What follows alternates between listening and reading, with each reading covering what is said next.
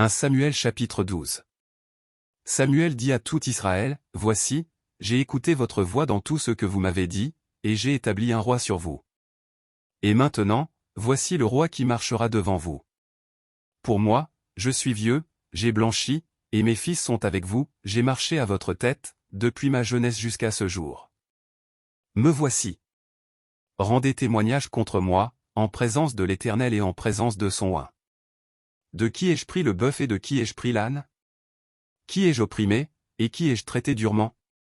De qui ai-je reçu un présent, pour fermer les yeux sur lui? Je vous le rendrai. Ils répondirent, tu ne nous as point opprimés, et tu ne nous as point traités durement, et tu n'as rien reçu de la main de personne. Il leur dit encore, l'Éternel est témoin contre vous, et son oint est témoin, en ce jour, que vous n'avez rien trouvé dans mes mains. Et ils répondirent, ils en sont témoins. Alors Samuel dit au peuple, c'est l'Éternel qui a établi Moïse et Aaron, et qui a fait monter vos pères du pays d'Égypte. Maintenant, présentez-vous, et je vous jugerai devant l'Éternel sur tous les bienfaits que l'Éternel vous a accordés, avoués à vos pères. Après que Jacob fut venu en Égypte, vos pères crièrent à l'Éternel, et l'Éternel envoya Moïse et Aaron, qui firent sortir vos pères d'Égypte et les firent habiter dans ce lieu. Mais ils oublièrent l'Éternel, leur Dieu, et il les vendit entre les mains de Sisera, chef de l'armée de Hatsor, entre les mains des Philistins, et entre les mains du roi de Moab, qui leur firent la guerre. Ils crièrent encore à l'Éternel, et dirent, nous avons péché, car nous avons abandonné l'Éternel, et nous avons servi les Baals et les Astartés, délivre-nous maintenant de la main de nos ennemis, et nous te servirons. Et l'Éternel envoya Jérubbaal, Bédan, Jephthé et Samuel, et il vous délivra de la main de vos ennemis qui vous entouraient, et vous demeurâtes en sécurité. Puis, voyant que Nachash, roi des fils d'Ammon, marchait contre vous, vous m'avez dit, non. Mais un roi régnera sur nous. Et cependant l'Éternel, votre Dieu, était votre roi.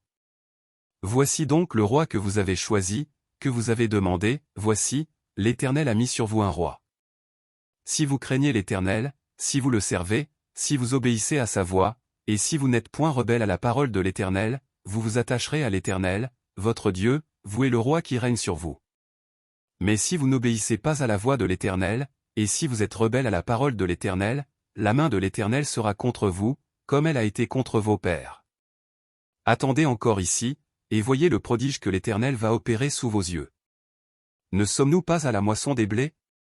J'invoquerai l'Éternel, et il enverra du tonnerre et de la pluie. Sachez alors et voyez combien vous avez eu tort aux yeux de l'Éternel de demander pour vous un roi. Samuel invoqua l'Éternel, et l'Éternel envoya ce même jour du tonnerre et de la pluie. Tout le peuple eut une grande crainte de l'Éternel et de Samuel. Et tout le peuple dit à Samuel, prie l'Éternel, ton Dieu, pour tes serviteurs, afin que nous ne mourions pas, car nous avons ajouté à tous nos péchés le tort de demander pour nous un roi. Samuel dit au peuple, n'ayez point de crainte.